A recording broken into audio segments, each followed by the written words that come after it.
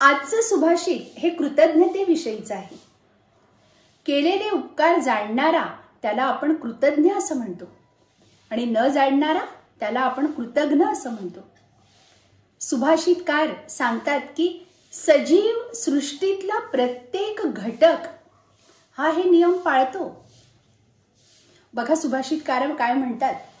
ते म्हणतात, प्रथम वयसी पीतम तोयम अल्पम स्मरंतः शिरसी निहित भारा नारिकेला नराणाम जलम मनल्पा स्वादम आजीवितांतम नहि कृतम उपकारम साधवो विस्मरंती. नारळाचं झाड त्याला लहानपणी प्रथम वयसी त्याला लहानपणी मनुष्याने पाणी घातलेलं असतं. ते तो पितो. पीतम तोयम अल्पम थोडंसंच पाणी घालतो माणूस त्याला, पण तो ते स्मरणात ठेवतो. नुसतं स्मरणात ठेवत नाही तर ज्यावेळी नारळाचं झाड मोठं होतं त्यावेळी स्वतःच्या डोक्यावर नारळाच्या फळांचा भार उचलतं. शिरसी निहित भारा नारिकेला नराणाम.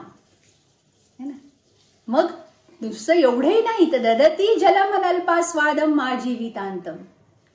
जोपर्यंत जिवंत आहे तोपर्यंत मधुर असं पाणी नारळाच्या रूपाने आपल्याला देतं. आणि अशा प्रकारे हे नारळाचं झाड नहि कृतम उपकारम, केलेले उपकार जे आहे ते कधी विस्मरण करत नाही. नहि विस्मरंती नहि कृतम उपकारम साधवो विस्मरंती.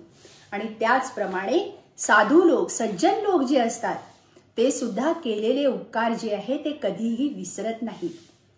किती छान आहे ना. आपल्याला वाटतं की काय झालं केलं त्यांनी, तर कर्तव्यच होतं ते त्याचं. कर्तव्य आणि उपकार यामधला फरक आहे बरं का मंडळी. आभार व्यक्त करणं हे आपलं काम आहे.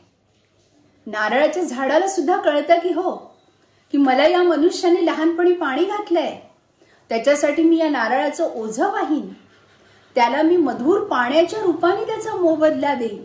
आणि असा स्वभाव कोणाचा असतो? साधू पुरुषांचा, म्हणजेच बरं का सज्जन लोकांचा.